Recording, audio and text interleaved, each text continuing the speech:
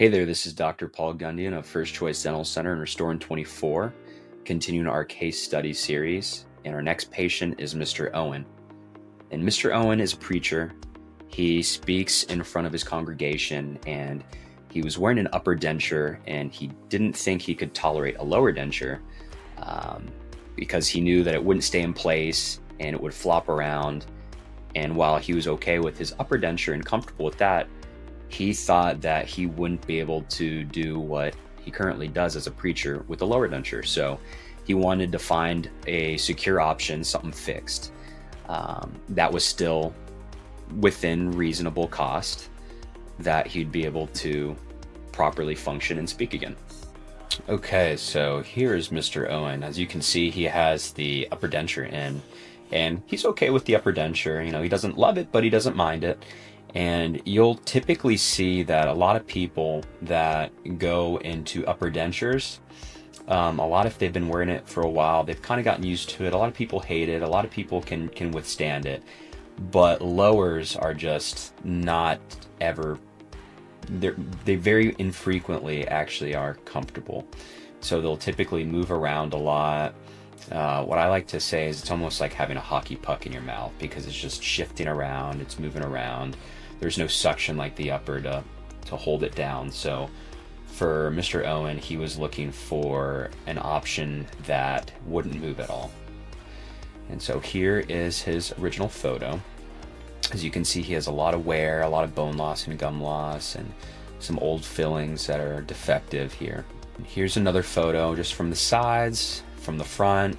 His upper denture looks pretty good, so it follows his facial proportions well. And so what we're going to want to do is kind of just match his lower to his upper and just get it so that he can chew properly and be able to smile great.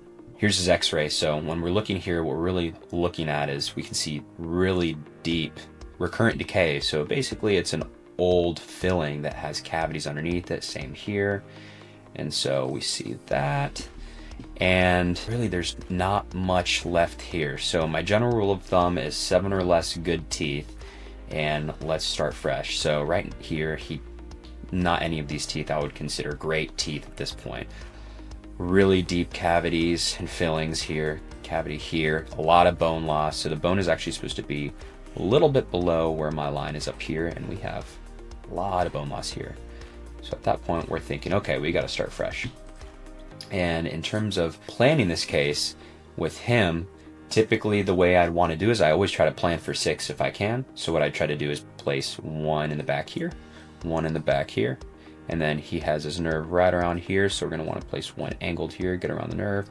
Same thing over here, nerves around here, place 1 around here, 2 in the front, so for a total of 4 to 6, in this case 6. And here are some photos of what we did digitally. So we brought in his lower teeth to his upper denture on our design software, and then what we did is make him a idealized lower smile based on what he started with and match it to his upper denture. And so you can see here the lower, the white is what we're planning on putting him in for his practice teeth, and the blue is where he currently is.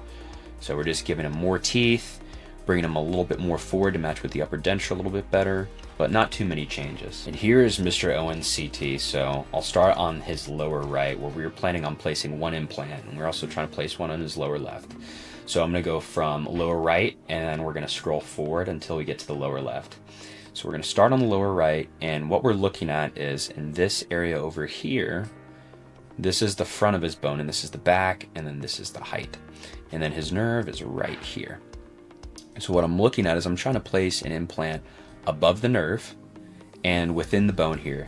And all this darkness here is actually soft bone. So he doesn't have the highest density of bone. So sometimes that can be a little bit more challenging to put you in teeth if your bone's a little bit softer. But with the amount of cases that we've done over here, there's a lot of different techniques you can do to really kind of maximize the strength of the bone.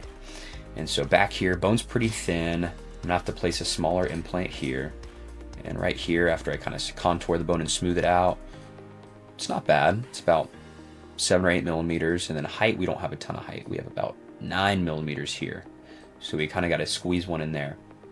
Now we're going to keep going forwards, keep going forwards. Now it starts widening a bit, and we do have more density here where that white is in the middle, and we do have a little bit more width, 9 millimeters, so that's good width. Then we get towards the center. Here's his canine. We're going to continue to go through, and then once we get to the real center where his front teeth are, he has very, very little width here, so only 4 millimeters, and I need a minimum of 5 to get any type of implant in there. And realistically, if we want to have the best chances of implant success, we really want to do 6. So we have to kind of think outside the box. And the way that I thought outside the box here is, instead of doing 2 in the middle like I typically would, what I'm going to do is I'm going to tilt 2 implants on each side to avoid the center and get a little bit of that more wide bone. So this is 6, so that's great. And so I can place 2 tilted here, and then we skip the center on the other side, and then 2 tilted over on this side. So as you can see, widens out a little bit more here, continue to widen out, and then we get to the very back on his lower left, and we see that there it's very, very low density, which we can work with, but it's a little bit more difficult to get those anchored in the bone strongly. Very thin in the back here, so in this area we have to go with a little smaller implant than we typically would as well. And here's the case. So with him, he had some pretty thin bone in the back, so I had to place a little bit smaller implants than I typically would. Still is going to work great. Everything went very well overall in his. So we have an implant back here and here like we planned.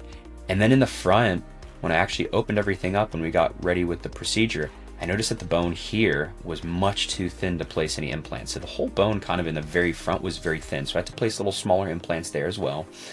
And we just spaced the implants in the front out a little bit more than I typically would. And then here's the nerve. We placed an implant tilted in front of the nerve here. And then on the other side, same thing. I placed a little bit larger of an implant here because his bone is a little bit squishier, a little bit less dense. And when we do that, sometimes we have to upsize our implants in order to get that nice bone to implant contact so that we can put you in those practice teeth the next day. And here is the picture of him before and after. So as you can see, it's a little bit wider than what he had before, and this is what he wanted. So if you ever wanted to replace the upper denture with Restore in 24, which at this point, that is something he is considering of doing in the future, we can just match it up easily with his lower and get him a little bit wider smile. But right now, he's super pleased. No issues speaking, no issues chewing, and his confidence is back.